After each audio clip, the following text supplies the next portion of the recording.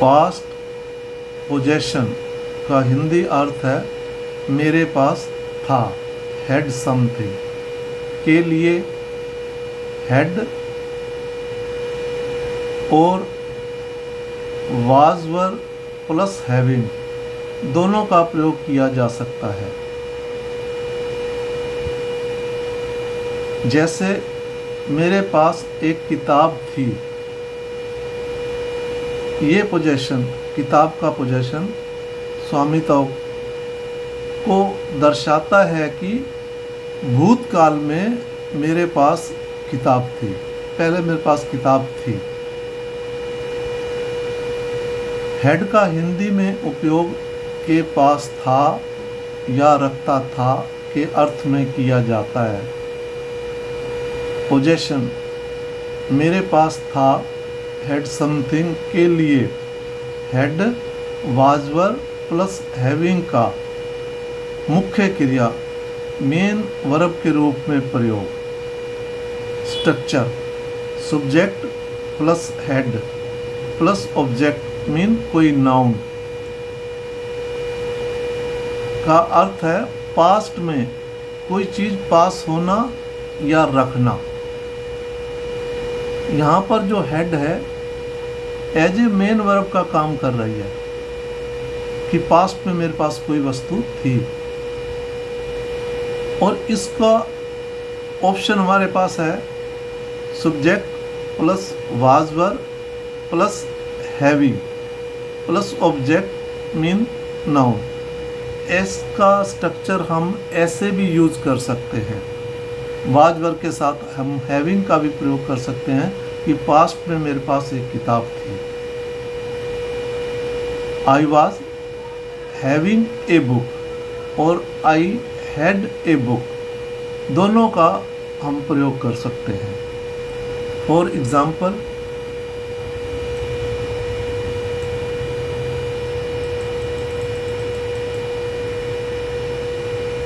उसके पास एक सुंदर घर था। He had a beautiful house. उसके पास चोरी का मोबाइल था। He had a stolen mobile, मतलब उसके पास चोरी का एक मोबाइल था। स्टोलन जो है यहाँ पर पास्ट पार्टिसिपल है जो कि एक एडजेक्टिव का काम कर रहा है। मोबाइल की प्रशंसा, मोबाइल का विशेषता बता रहा है कि चुराया हुआ। He had a stolen mobile, उसके पास चोरी का मोबाइल था। उसके पास लैपटॉप था। He had A laptop. मेरी केंद्र सरकार की नौकरी थी। I had a central government job. भाई मेरा एक उसका भाव देखो, वो एक पोजेशन दिखा रहा है कि मेरी केंद्र सरकार की नौकरी थी, जब मेरे पास केंद्र सरकार की नौकरी थी। I had a central government job, जहाँ ये भी कह सकते हैं कि मैं केंद्र सरकार में मेरी नौकरी थी। I had a central government job. आपके पास अच्छा मौका था। You had a good chance. Rahul को एक समस्या थी। राहुल हैड ए प्रॉब्लम, मतलब भाव को देखो कि राहुल के पास है ना उसका अधिकार, राहुल को एक समस्या थी। मेरे पास कुछ भी नहीं था। I had nothing. मेरे पास केवल 2 घंटे थे। I had only 2 hours. मेरे पास 5 साल का अनुभव था। I had 5 years of experience. मेरे पास केवल 10 रुपये थे। I had only 10 rupees. इस प्रकार मेरे पास कुछ था के लिए जो पास्ट का भाव प्रकट करे उसके लिए हम हैड का प्रयोग कर सकते हैं।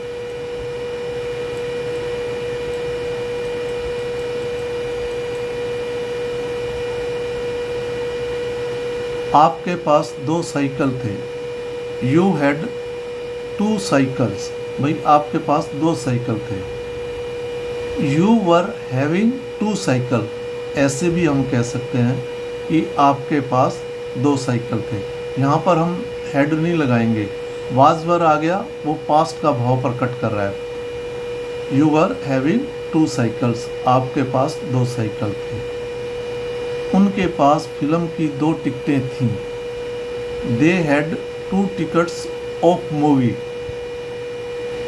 दे were having 2 tickets of movie, ऐसे भी हम कह सकते हैं। राहुल के पास वहाँ पहुँचने के लिए 1 घंटा था। Rahul had an hour to reach there. Rahul के पास वहाँ पहुँचने के लिए 1 घंटा था।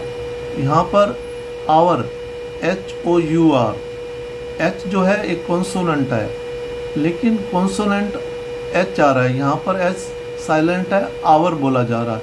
ए की साउंड जो कि वावल की साउंड है, तो जब भी वावल की साउंड, चाहे भले वो कॉन्सोनेंट हो, लेकिन वावल की साउंड आए तो तब हम एन आर्टिकल को ही लगाते हैं।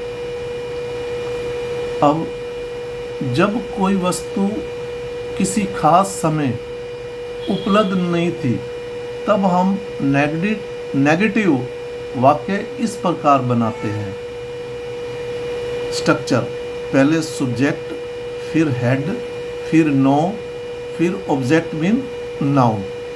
अगर किसी खास समय कोई चीज़ हमारे पास उस समय नहीं थी, तब हम नेगेटिव सेंटेंस इस प्रकार भी बना सकते हैं, जैसे उसके पास कोई लाइसेंस नहीं था। जब वो चेकिंग हो रही थी, वो घर छोड़ आया था, लेकिन उसके पास उस समय लाइसेंस नहीं था।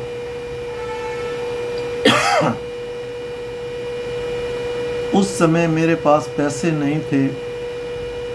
आई had no money at that time. उसके पास कोई लाइसेंस नहीं था। He had no licence. भाई उसके पास उस समय लाइसेंस नहीं था, वो घर छोड़ आया था। तो ऐसे वाक्य हम नेगेटिव वाक्य नो से भी बना सकते हैं, हेड के बाद नो लगा के। ये केवल उस खास समय की बात हो जब इसके पास कोई विकल्प नहीं था। It had no option. उस समय तुम्हारे पास मेरे लिए समय नहीं था। You had no time for me at that time. भाई उस समय कोई मेरे लिए समय नहीं था, या कोई खास समय था जब कोई वस्तु बिल्कुल भी हमारे पास नहीं थी। तब स्ट्रक्चर कौन सा लगेगा? Subject plus did not plus have. यहाँ हम हैड नहीं लगाएंगे, यहाँ हैव ही लगेगा, क्योंकि डिड जो है डू की सेकंड फॉर्म है। पास्ट को प्रभावित करने वाला डिड लग गया। मेरे पास पैसे नहीं थे। I did not have money. मेरे पास पैसे नहीं थे। तो हेड वाले वाक्य जब बिल्कुल मेरे पास नहीं थे, तो हम डिड नॉट का प्रयोग करेंगे। यहाँ पर हम नो नहीं लगाएंगे। मेरे पास पैसे नहीं थे। I did not have money. मेरे पास बिल्कुल भी समय नहीं था। I did not have time at all. तो इस प्रकार हम नई वाले वाक्यों में डिड नॉट और उसके बाद हम हैव का प्रयोग करेंगे।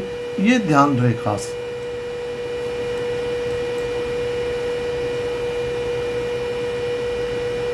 अब जब हम जोर देकर कहना हो कि उसके पास कुछ तो था, भाई कोई जोर देकर हम कहते हैं कि यार उसके पास कुछ तो था, एक प्रभावित करके। Structure subject plus did plus have plus noun. मेरे पास एक पेन तो था।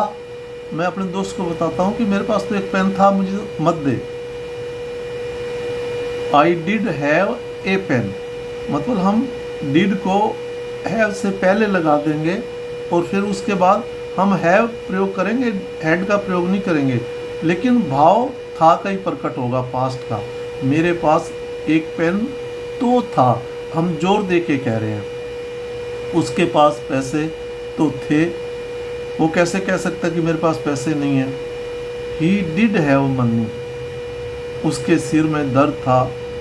ही हैड ए हेडेक, मतलब हम हेड का प्रयोग दर्द के लिए, बीमारी के लिए भी कर सकते हैं।